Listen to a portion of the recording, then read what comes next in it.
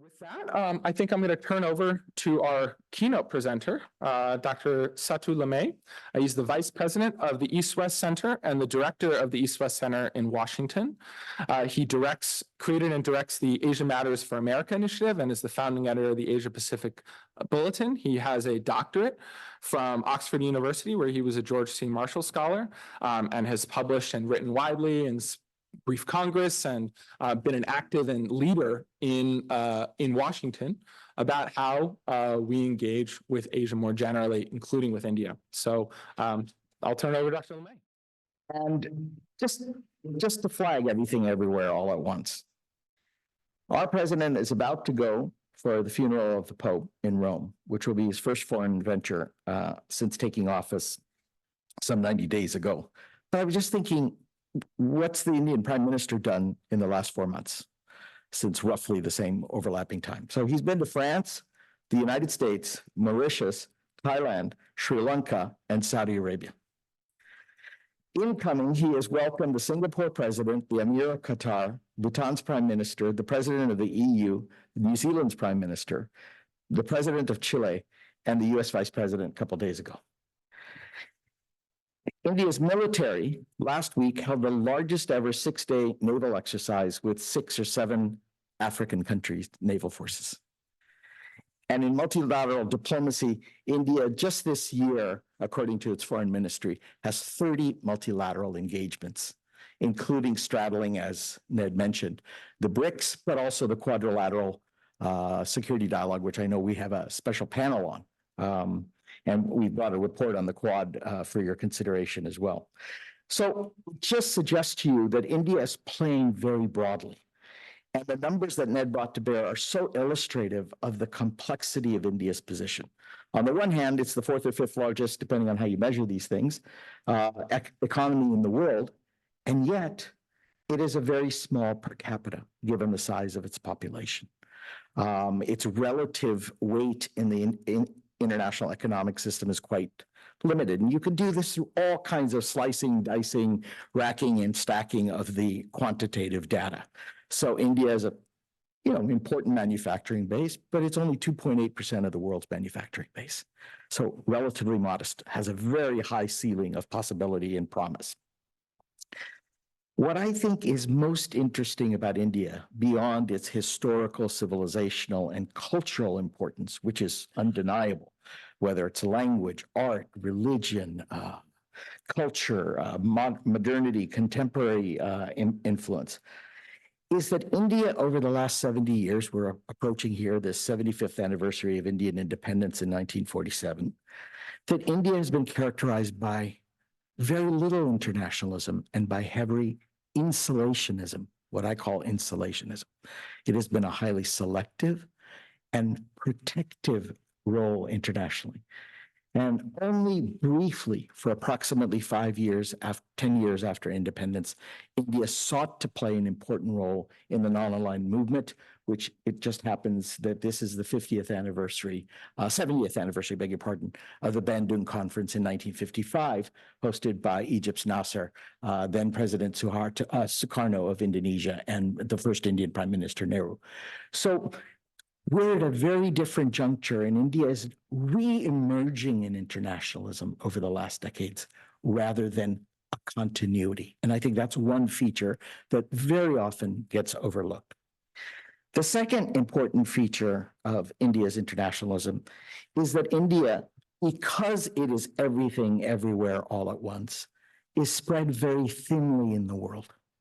So if you break down Indian numbers, and we've done this quantitatively in a number of assessments, that if you break down those numbers, only 5 or 6 places in the world matter very much to India. US, Russia, China, to some extent the EU, and increasingly Asia. And when I say Asia, even there are particular nodal countries. Singapore in Southeast Asia, for example, Japan in Northeast Asia next to China. And the reason that's important is because India's international diplomacy and economic diplomacy is characterized by the need to make incremental niche gains everywhere, because its relative weight is not very heavily concentrated. In other words, it's spread thinly with key nodes, so it has to make gains everywhere in order to meet its objectives. The third feature of India's internationalism that I think is very important is that its tool set is very heavily focused on its neighborhood. And when I say neighborhood, I do not mean only the immediate contiguous land borders and maritime borders that Ned mentioned in Sri Lanka, but also the larger Indian Ocean region. So if you break down India's tool set, what's the tool set of any country? It's military, it's diplomacy, it's aid package, it's technical assistance, it's cultural reach, it's people. So take a look at Indian diaspora. And that too is very complicated, right? If you break down the nature of India's diaspora, the largest diaspora in the world, you can slice and dice it by different categories. Indian citizens abroad, people of Indian origin abroad. They may be fifth or sixth generation in Southeast Asia, for example. Non-resident Indians. So many different categories. But what's important? India is the largest numerical people diaspora, but the second largest remittance receiving diaspora after the Philippines. And therefore, if you break down that number even further, what you find is that what's most important to India? The most important places are the United States, Canada, Australia, and to some extent the UK for remittance inflows, which constitute, give or take, 3.5 to 4.5% of GDP, depending on values of currency, yada, yada. But what's really important there is that the largest physical location of Indian citizens abroad is the concentration in the Gulf countries of approximately, give or take, again, numbers, 6 or 7 million people.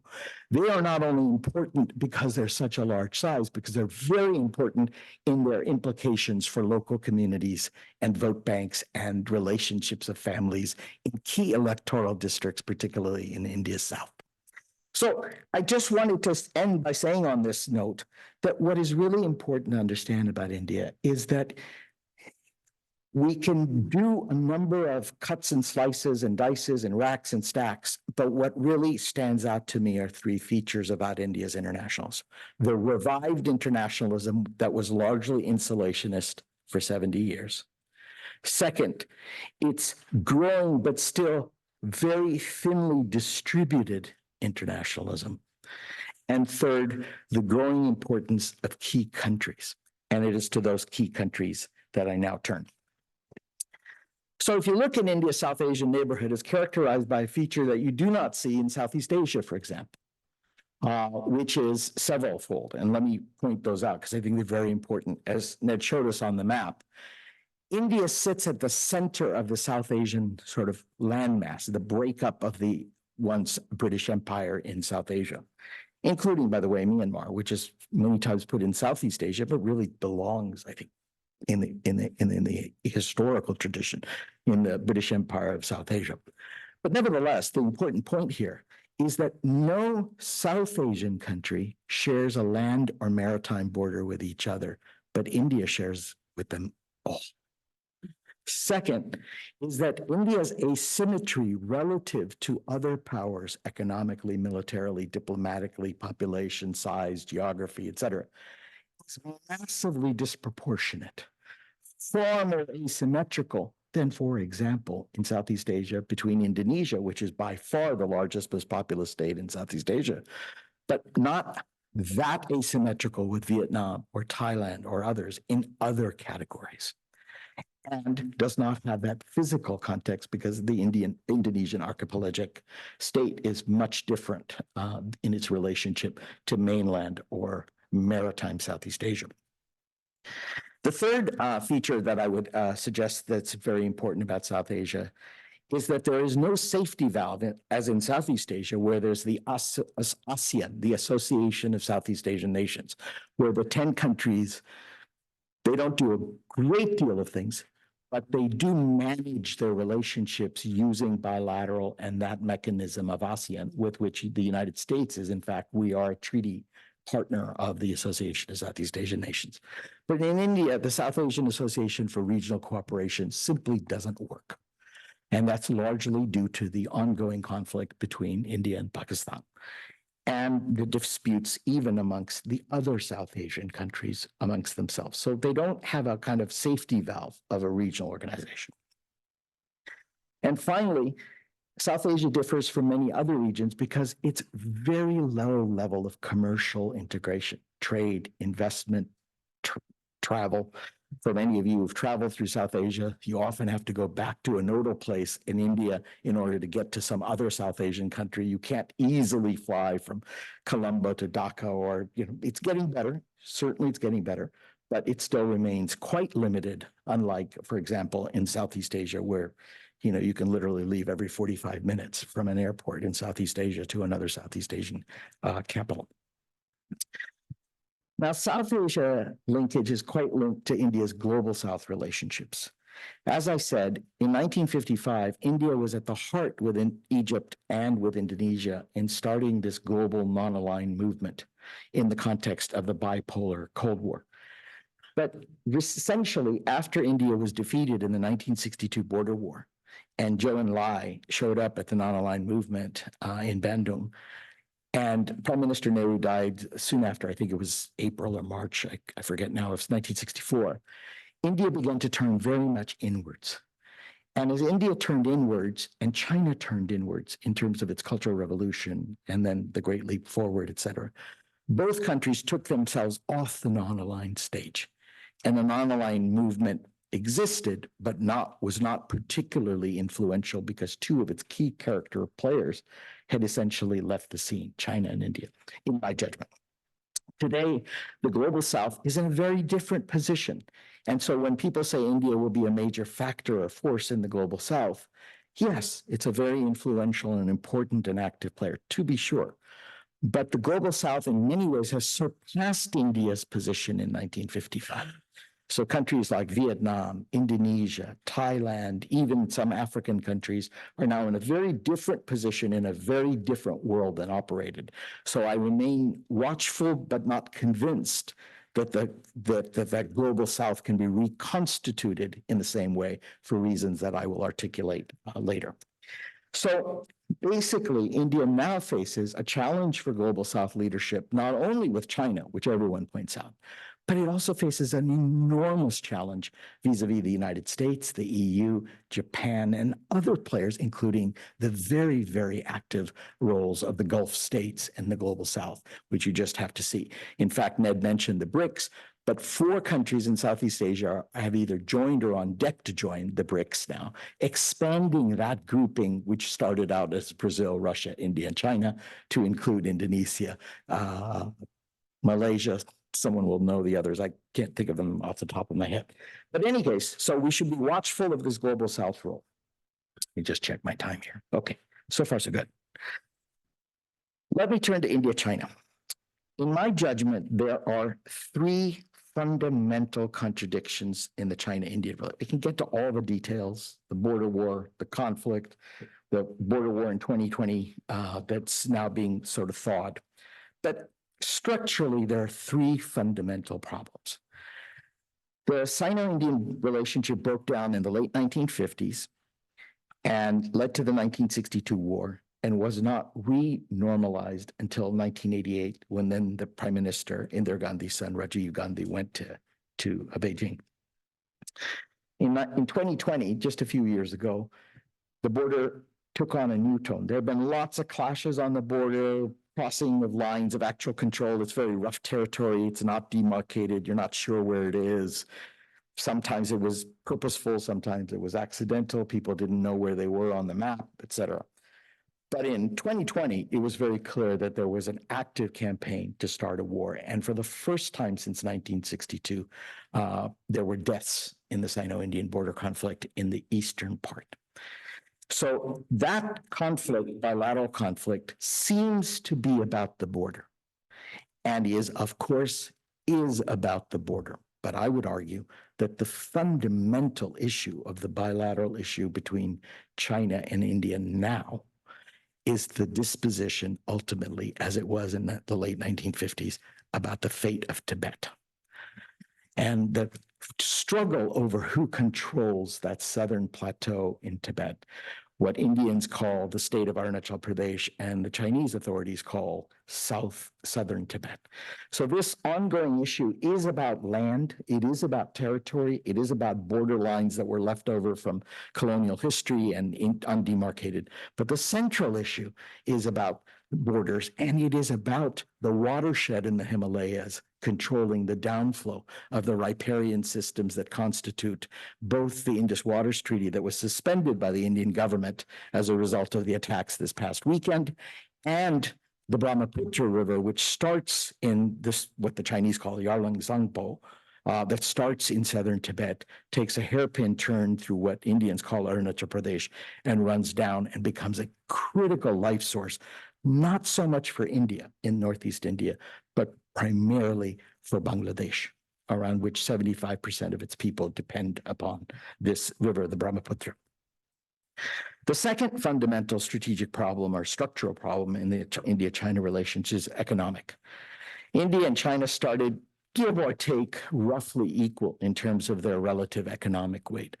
But today, as you saw in the data that Ned beautifully presented here, China's economy now is rough. I think it was 19.3 or 20 trillion. Let's just call it 20 trillion. Okay, ours is about 30 in the United States.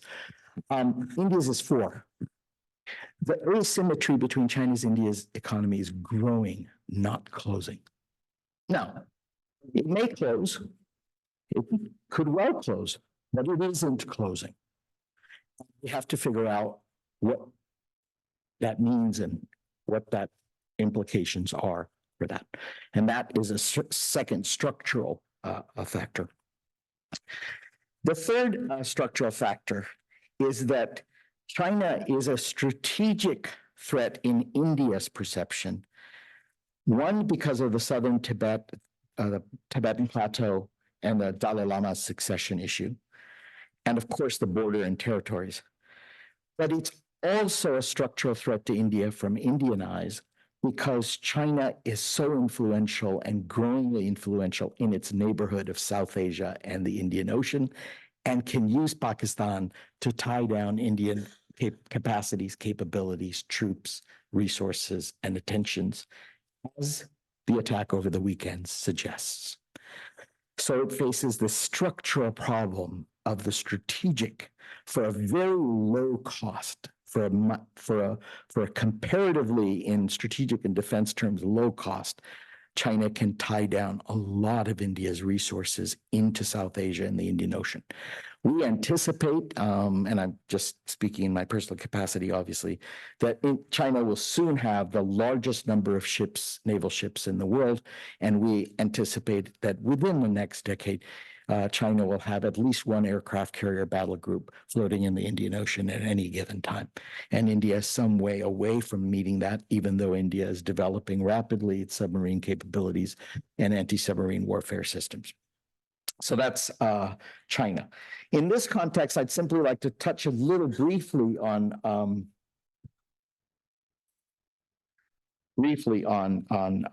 India's Indo-Pacific relations. Because of the China threat, India is beginning to increase its relationships with key U.S. allies and partners in East Asia, Japan, Korea, Australia.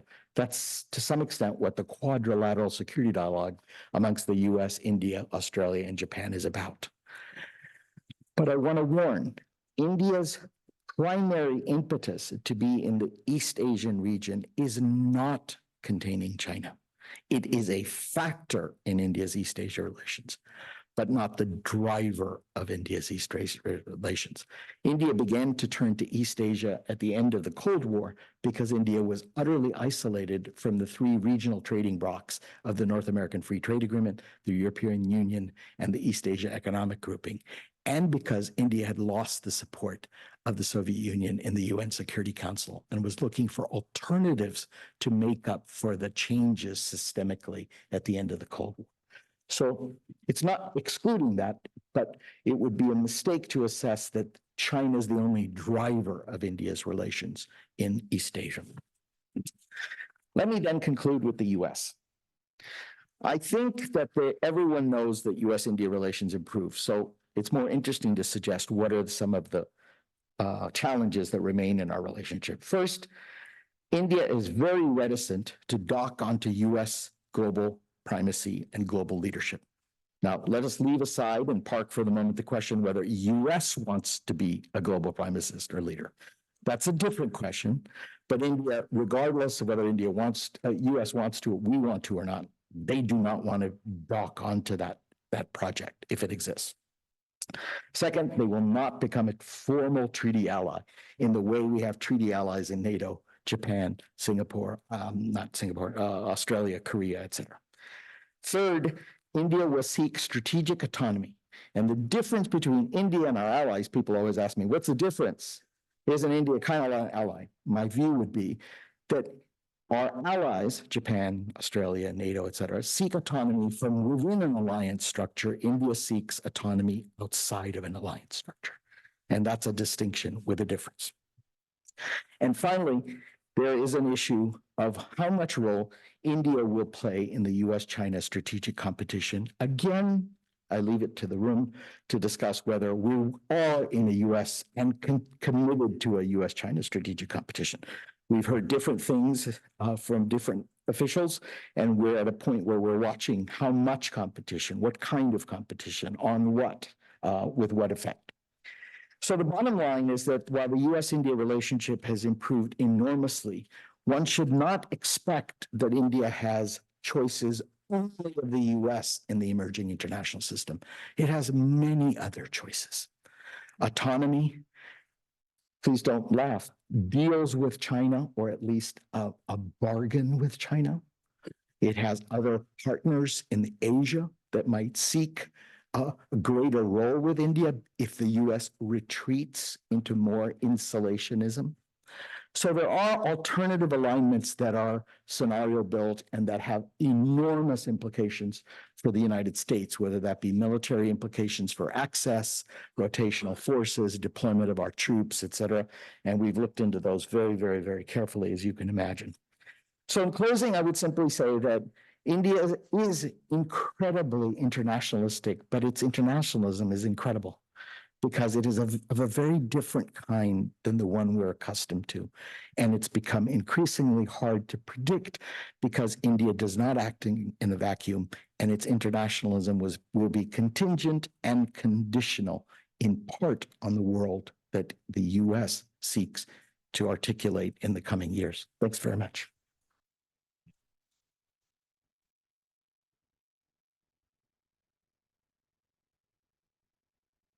Do we go here? Okay, I think we go here, is that right? Is that what we do? Yeah. Okay.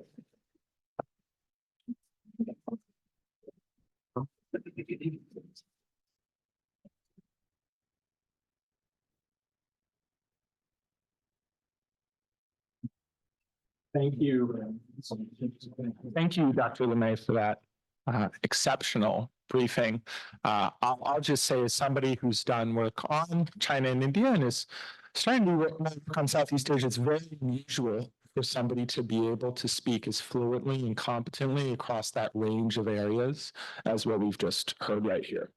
So that was a real treat for all of us. I'm going to start with a couple of questions and then open up to the room for even more and better questions. I'll start with a question that'll bring off the last topic on India-US relations. I'd just like to hear more from your perspective about some of the continuities and some of the differences that we're starting to see in the character of US policy towards India under the new administration. Well, thank you. This on? You can hear me in the back? Switch. Oh, You can see I'm technically challenged, but there we go. Yes, one of the key features of US-India relations is if there was a bipartisan consensus that India was not necessarily a US friend from, let's call it, roughly the 1950s until roughly the early 2000s, when neither the Democratic or the Republican Party, or particularly any leader of the United States, the government, felt that India was a promising partner for reasons largely of India's choice. not only of India's choice, but largely of India's choice, in my view. That has really done a complete 180. There is now no Democratic or Republican president or presidential candidate who does not seek good relations with India. So for someone like myself, the natural question is, what happened? Well, one thing that's happened is clearly the world has changed. The idea that we need partners in a world in which China, a country with a different form of government, poses a challenge, is that whole US-China strategic competition issue. Second, and this, remember, this didn't come out of the blue. From roughly 1992 to roughly, give or take, 2010, we thought China could be a partner. And once it was clear for various reasons that China is unlikely to be, the velocity of looking for partners picked up. Second, all our partners in the world, the EU and East Asia in particular, are comparatively declining demographically and economically compared to the potential promise of what India could give us in the Indian Ocean region and beyond. Huge peninsula sticking out into the Indian Ocean. We have forces in Diego Garcia, as you know, in the British territory there. And India could offer us enormous benefits given its military capability, technological capabilities, resources, manpower, et cetera. The third is domestic in the United States, is that we now have, give or take, 3.54 million people in very important positions throughout our private sector, civil society, academia, government, as you saw in Usha Vance's visit to India this past week, and the presidential candidates and key cabinet members and officials in both parties who are attuned to or connected to India. And more importantly than those officials, there's no gain in domestic politics to be made by not being having constructive relations with India. So for all these reasons, I think we are going to see a continuing movement towards it. And I will finally end on saying the leadership of Prime Minister Modi, whatever one thinks of it, has been a big boon to US-India relations because both Presidents Biden and current President Trump, as well as previous US presidents such as President Obama, felt that they could work very closely with the Modi administration. Excellent. The next question I'd like to ask is moving to another country that I'd like to hear more about, which is India's relations with Russia. Yes. It sounds like you mentioned the close relations historically with the Soviet Union. Yeah. And they were not present in the sort of priority relations that you laid out in your talk. And I'm curious to hear more about what you think has changed and what you think may continue to change in the relationship that maybe defines most that preference of India for autonomy outside of an alliance. Yeah. Ned caught me out. I was running 2 minutes, 16 seconds over. And therefore, it made a on-the-spot call to take Russia out and hoping that it would come up in Q&A. There are 3 questions attendant to Russia-India relationship. Question number 1 is, how deep is this and sustainable is it? There are many of my colleagues in Washington who believe that the India-Russia relationship is on a downward slope and will kind of dissipate on its natural end, particularly in the military sphere, et cetera. Some recent studies suggest quite the contrary. In fact, Indian-Russian trade, economic trade, is up 30%. India and Russia have a common interest in looking for alternatives to the US dollar because both fear sanctions, but also US dollar hegemony, as it were. Thirdly, India purchased a lot of Russian oil, put it on the market, which contravened sanctions after Ukraine, but in some circles was not viewed as entirely negative because it produced more energy on the international market that kept prices under control, though we couldn't officially say that. The second issue is the military relationship. India-Russia military exercises have really kind of taken a slow nosedive. They're not particularly deep, they're not particularly active, but purchases of arms from Russia remains key because the Indian armaments, particularly in all three services, really still rely heavily on Russian armaments and platform systems, whether that be Air Force or the key things like the S-400 or even leasing of Russian submarines. So India remains quite committed to the Russia military relationship. One issue that is one that we watch most carefully, I suppose, is the military co-production and technical arrangements between Russia and India. And it's mixed data on that, on how close that relationship is getting or will it stay. But the bottom line is that the Russia relationship will remain, if for no other reason, that India's strategic autonomy seeks multiple poles that does not make them over-reliant on any single country, including the United States. So having Russia, even China, Japan, Brazil, and Russia is very important to India's worldview, that it operates best when it can navigate and maneuver and negotiate amongst multiple poles. Fantastic. That's a really, really enlightening answer, and I'm glad that we were able to get to it. I think the last thing I'd like to hear about before opening up to everybody else is about Indian domestic politics and its relations with Indian foreign policy. When I think about American foreign policy here, the domestic politics of foreign policy are always very important for us in thinking about why we do what we do. And so I'd be curious to hear more about your perspective on how that plays out in India. What sorts of domestic issues really shape the decisions that India has on foreign affairs? Sure. Yeah, that's a point I should have hit more heavily. Like any country, the domestic politics of India's incredible internationalism is key. Just think of it. India has, someone will correct me, second or third largest Muslim population in the world. It has the largest number of poor in the world. It also has huge numbers of wealthy, just in numbers, right? Even if they're a small percentage of the population.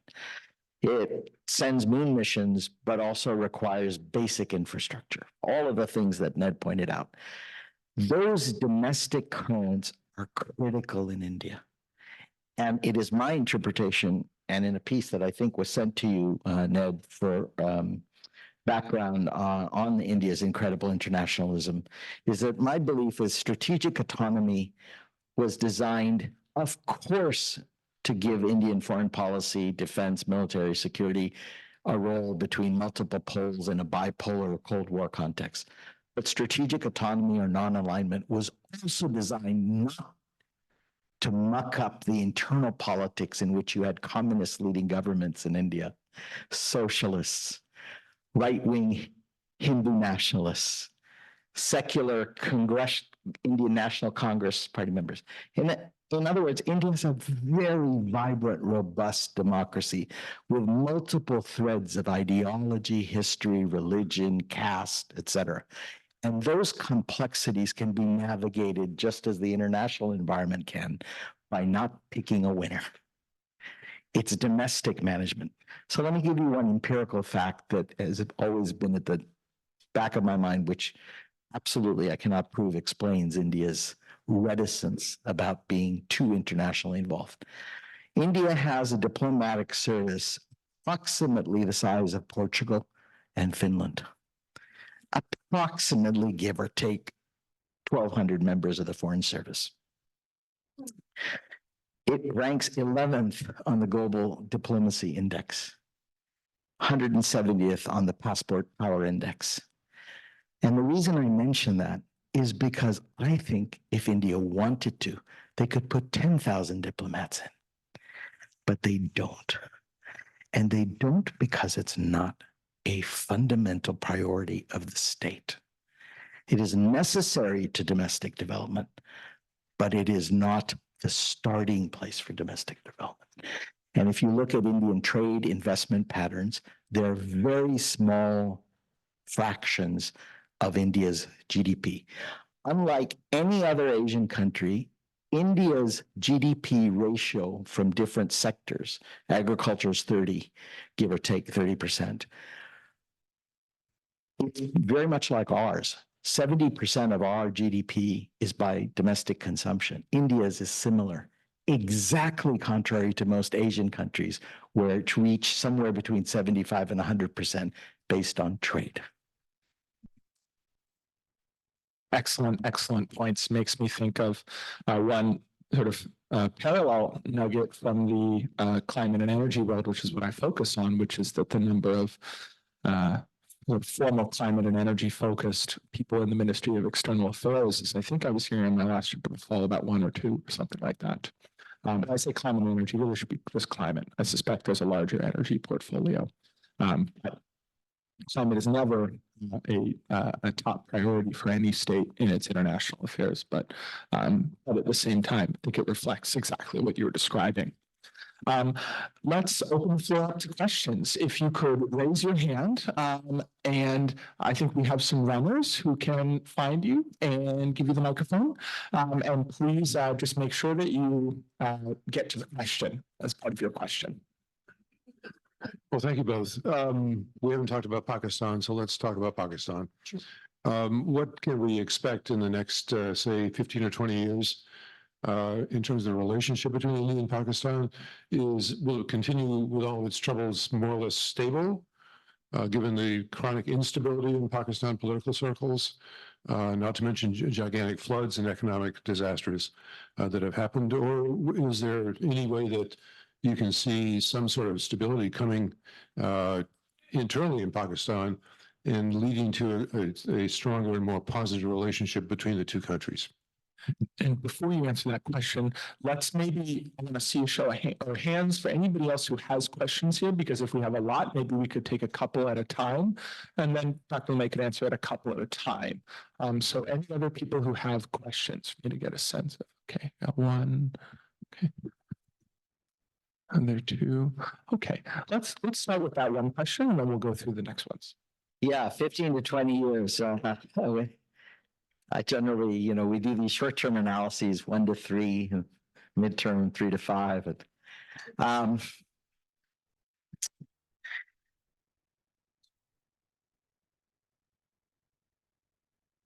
I think a grand bargain between China and India is more likely than a grand bargain between India and Pakistan. And my reasoning is as follows.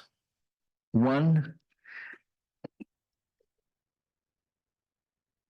the existence of India does not challenge the Chinese CCP's view of its state or its role as a party, nor does the existence of China challenge India's existence as a democratic, aspirationally secular country. In the case of India and Pakistan, I fear the existence of the other undermines the fundamental reason to exist. In Pakistan's case, while it may be ebbing and flowing, it may wax and wane, the articulation of a need for a Muslim homeland with a state apparatus, because Muslims cannot get a fair shake in India, is not likely to disappear. And now pure interests of a bureaucracy, a military, a society have now gone on to that ideological basis. In India's case, the very existence of Pakistan suggests that a secular democratic India cannot be, because it can never treat Muslims fairly. The truth obviously lies very much in between these spectrums. But that deal would have to renegotiate the societal construction of your state. Whereas in China, India, as big deals go, you can make some water sharing agreements on the Himalayan watershed, riparian, third pole. You can cut some deals on borders. Borders change all the time. Harder to change your reason to be and to exist. And I think the politics in both countries and politicians use it in both countries to consolidate positions. So in my travels in Pakistan, I've been to Pakistan probably 10 times, probably been to India 50, 100 times. The farther you get away from the India-Pakistan border, the less anyone cares. But the interests securing the contestation are very hard to break. Makes me think in some ways of the fundamental nature of the China-Taiwan question, where it was something that came up at the founding of those two modern nations, and the disputes at the founding level are some of the hardest to reconcile. Two questions here. One right there, is that right? And then one in the back. Let's take both of those. First of all, thank you for the comments. Very interesting and super insightful. So thank you, Dr. Limaye, for that. I appreciate that. My question on India, I'd love for you to talk a little bit more about economic growth. And, having worked in a lot of the countries around India, that difference of domestic consumption versus export-led growth is a really significant difference. Yeah. And, if you look at the growth rate, my understanding, the growth rate of India's economy over the last 20, 25 years, it's grown consistently, but at a much lower rate than what countries like China or, other export-led economies have been able to do. So I'm just curious if you can talk a little bit about what the sources of growth are and where you see that going in the future. Okay, we want to take the second one?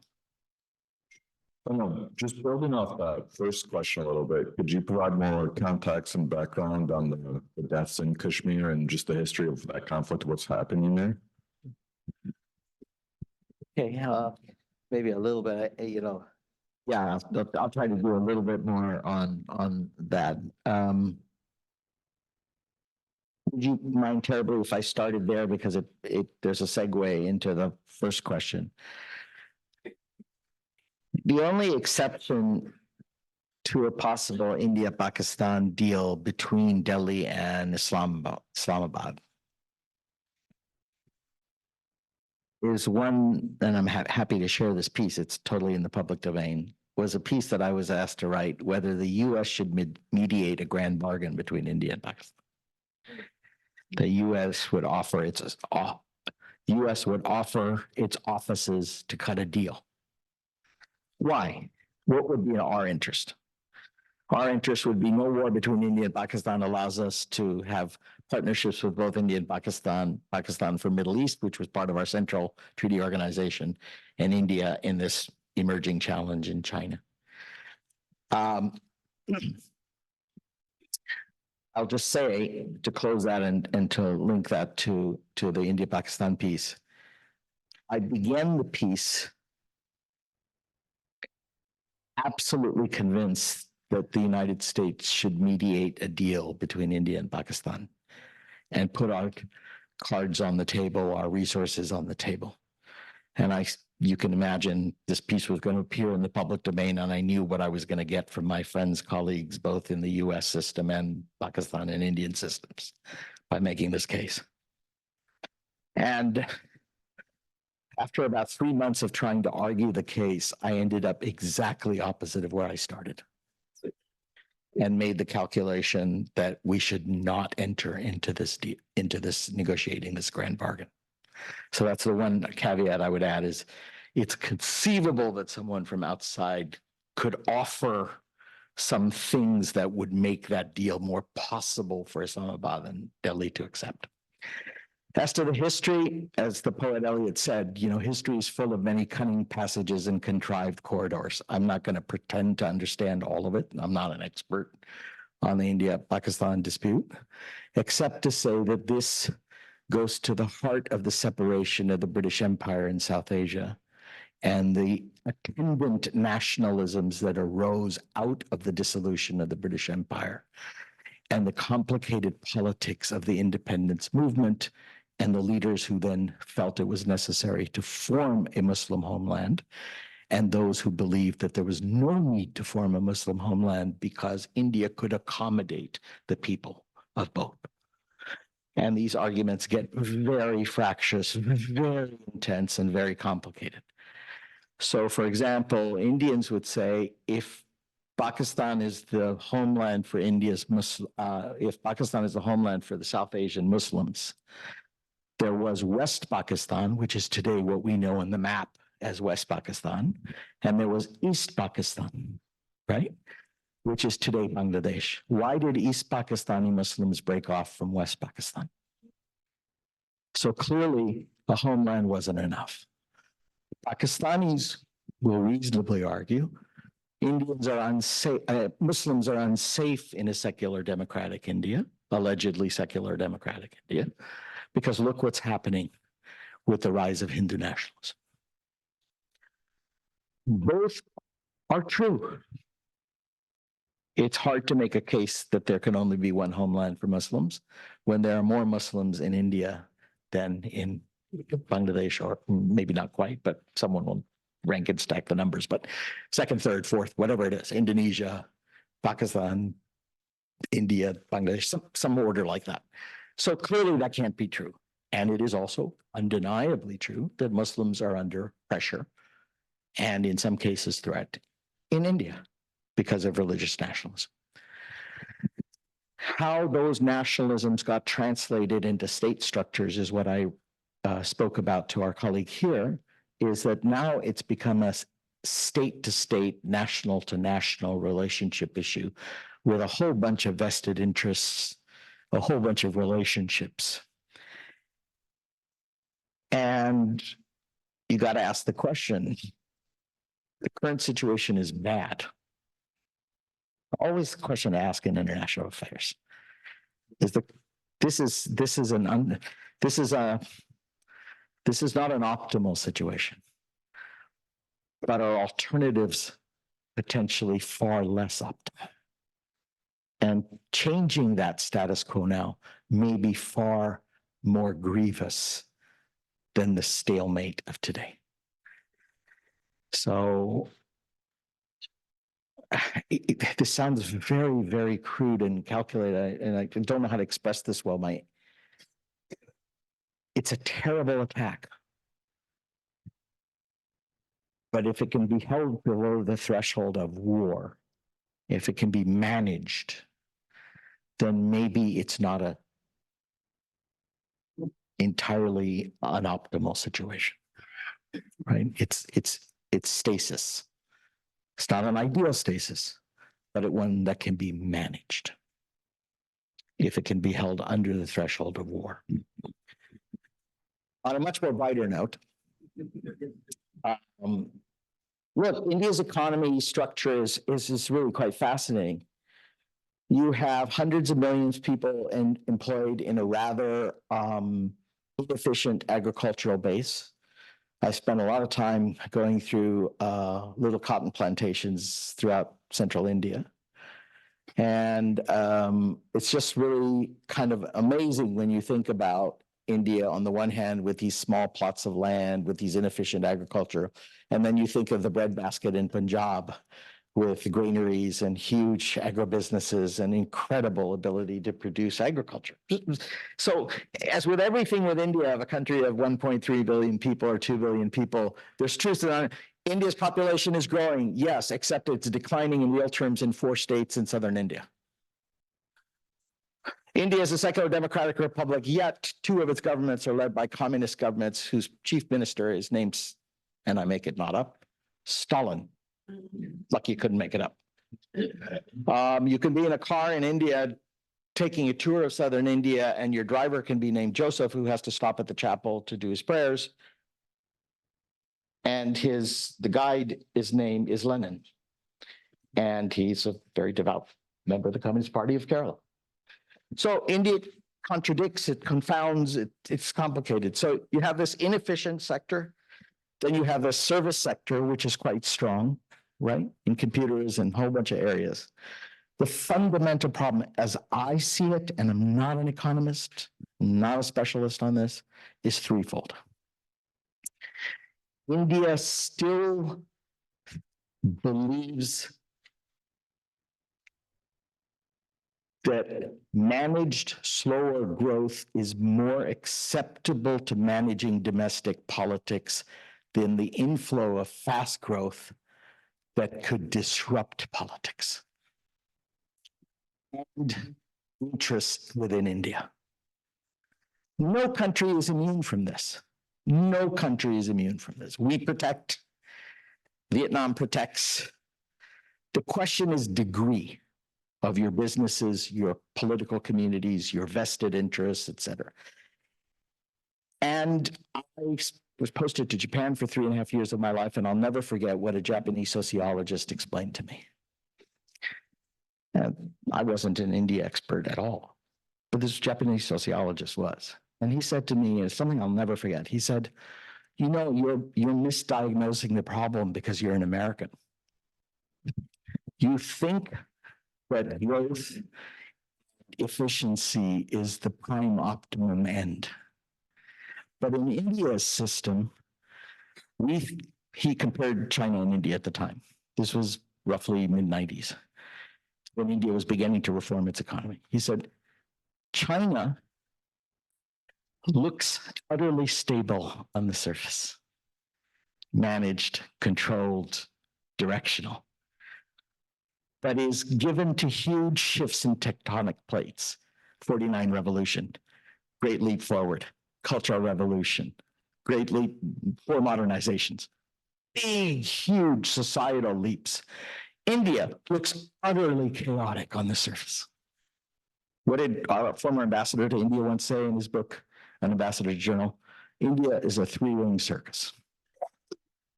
You know, what's happening in every tent? But sociologically, India is a remarkably stable civilization.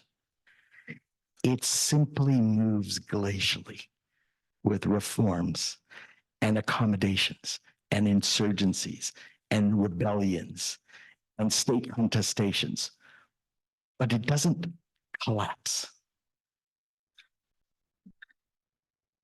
So India's choice, you can go into all the economic figures, and that's fine. Economists have run, you can read 1,000 reports, but it comes down to, I think the bargain India has made is that it will loosen, it will reform, it will make changes, but they're always articulated in a domestic context that doesn't require it to do it quickly in a major way that is unsustainable domestically.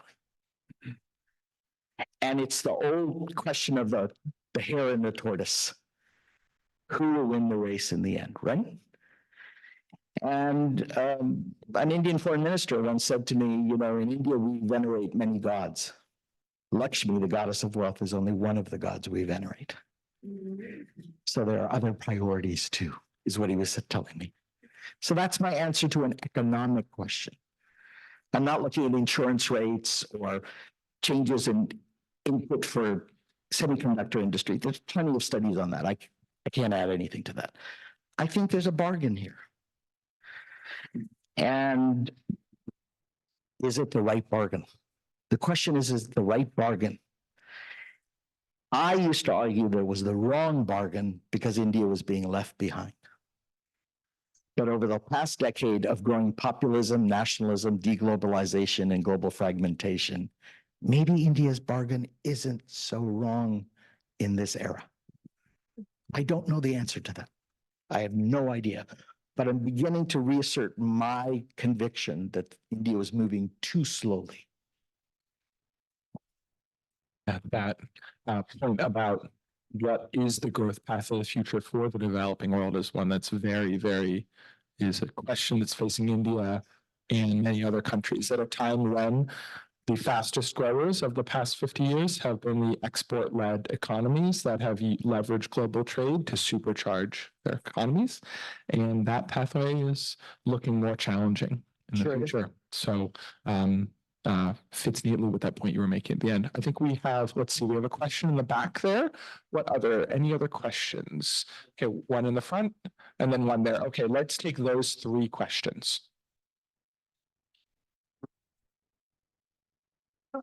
I just wanted to reinforce that from an American standpoint of view, they look at India that as if it is about efficiency, it is about economic growth. Part of India thinks that way. The other part is okay as the things go. It's an old civilization.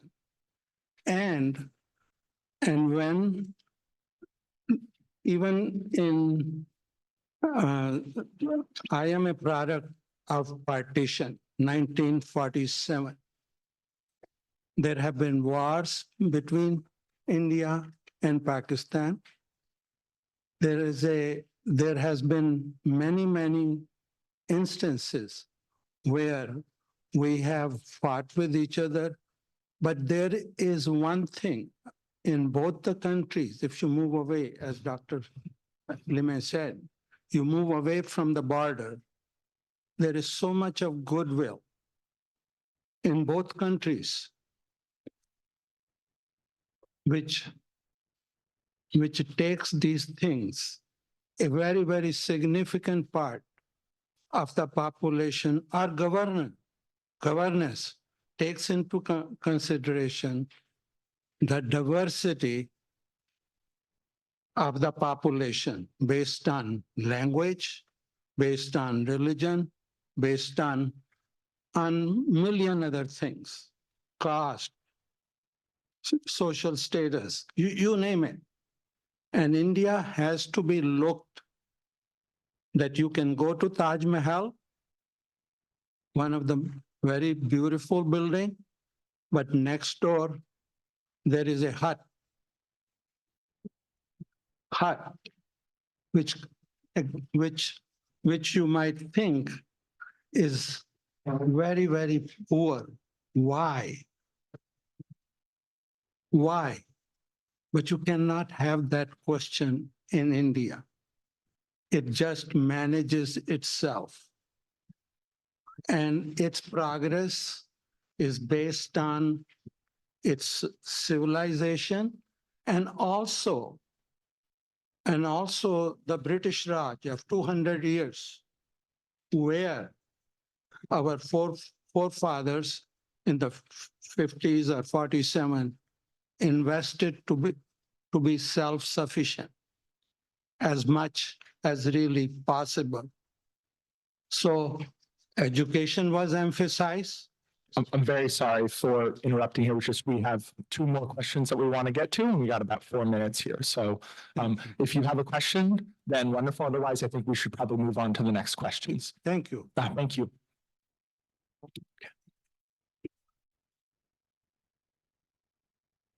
Yeah. In the 2000s, there was quite a bit of outsourcing to India, particularly in service technology areas. What has been the impact to India? What has been the impact to US and kind of their relationships?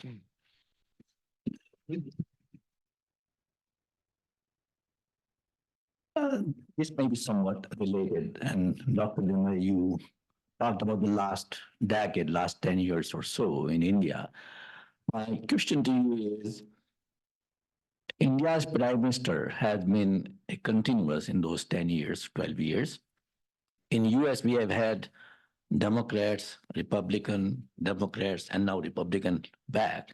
How do you see the relationship between US and India changing or had changed over 10 years and changing in the future? Any comments on that?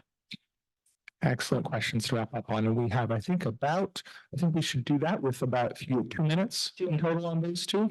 Unfortunately, On the outsourcing question, I'm sure there's some very good data around. Clearly, it created a huge workforce in India that began to help with that IT outsourcing, whether that was coding early on or back office support, telephone support, and all of those things. The question to me now is really, does AI change the game? If you look at India's demography, it has this huge youth bulge, but the highest percentage of unemployed youth, which is supposed to be the youth dividend. And the youth dividend would likely go into that sector. But with AI, I suspect that you'll have a fairly, in the studies by the International Labour Organization on Southeast Asia, where I spend most of my time thinking, suggests a very significant impact on labor force, particularly youth labor force, which are the most savvy in using outsourcing technology, et cetera. So that's all I know about it. But I'm sure there's thousands of reports and studies on the impact. So I think we're going to have to look for other growth areas. That was an early growth area, very promising. On U.S.-India, just to reiterate, I think what I said is there's been a steady improvement across every aspect of U.S.-India relations, diplomatic, economic, and military. It has occurred. I know you suggested that because of Prime Minister Modi's election in 2004 and current Prime Minister, but I will say that even prior to that, U.S.-India relations improved considerably under Prime Minister Manmohan Singh. You'll recall that there was a major nuclear deal between the United States and India on civil nuclear power. So there have been important milestones of improvement, regardless of the administration in India and regardless of the administration in Washington. But it has occurred in the context of the last 20 years for fundamental secular reasons, meaning changes in the international environment, changes in domestic policies on both sides, new assessments about the importance of each other, and even social changes such as the Indian diaspora here and the importance of that Indian diaspora in India. Well, I think with that, it's a great way to wrap up this conversation. Thank you very much, Dr. Limaye.